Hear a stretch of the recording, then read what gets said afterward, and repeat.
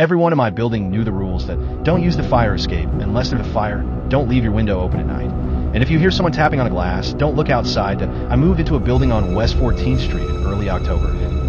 An old New York walk-up that smelled like rust, dust, and someone else's cooking. No matter what floor you were on, 0.5 stories in, no elevator. Fire escapes bolted to the brick like crooked metal ribs. The first night, I noticed the fire escape. Immediately, I ran past my bedroom window, close enough to touch. Close enough for someone to climb over. I asked my neighbor, Mrs. Callahan, while we stood by the mailboxes, "Has anyone ever broken in from the fire escape?" She froze. Then she said, very carefully, "Keep your curtains closed after dark." That was all. The tapping started 3 nights later. Soft, slow 0.3 taps that I was half asleep, my mind trying to explain away. Pipes, branches, old buildings settling. Then it happened again. Tap, tap, tap. From the window did I lay there, staring at the ceiling, heart pounding. The rules came back to me, even though no one had ever said them out loud. The don't look that I turned on the lamp. The tapping stopped instantly. The next morning, I opened the window for air, but that's when I saw a .A. Handprint, small dot child-sized, pressed into the dust on the outside of the glass. I asked around. Most people pretended not to hear me. One man laughed nervously and said kids like to mess around. Another told me to call the landlord. Only Mrs. Callahan told the truth. She shows up in the fall, she said, when the nights get cold.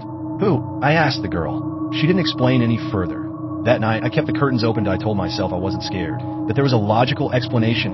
T2, 11 a.m., the tapping returned. Tap, tap, tap. I turned my head. She was standing on the fire escape. 13, maybe 14'd up barefoot, wearing a thin white dress like something from an old photograph. Her hair hung wet against her face. She wasn't looking at me. She was looking past me, into my room. Then her eyes shifted, locked onto mine. Her mouth opened. "Can I come in?" She whispered that I couldn't move, that I couldn't breathe. She raised her hand and pointed. Not at me, behind me. "She's closer now," she said softly. The lamp flickered and I slammed the curtain shut. The next morning, I found an article from 1978 that local girl dead in tenement fire. Faulty heater. Block fire escape. A 13-year-old girl trapped between floors. The photo made my stomach drop. Same dress. Same hair. Same eyes. The comments were worse. People said she knocked on windows, asked to come inside. And anyone who let her in was found dead days later. One comment stood out. "She doesn't want in. She wants you out." That night, I packed a bag and I was leaving. As I zipped my suitcase, I heard footsteps on metal. Clang, clang, clang. Slow. Heavy. Not hers. Then the tapping started again. Not on the window, down my bedroom door. Tap, tap, tap. Her voice slid through the crack. "I told you," she whispered. "She's closer now." The fire alarm screamed. Not in my apartment, that I in the building that I ran. Down the stairs, past screaming neighbors. Smoke crawling through the halls like fingers. Outside, I looked up. Every window was dark, except mine. She stood inside my bedroom, glowing in.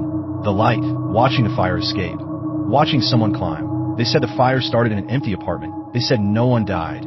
They were wrong. That I still see her sometimes on fire escapes, that on balconies. Outside bedroom windows that aren't mine. That she's always looking past me. Always smiling. And every time she appears somewhere nearby, the fire starts because the girl on the fire escape isn't trying to get in. She's making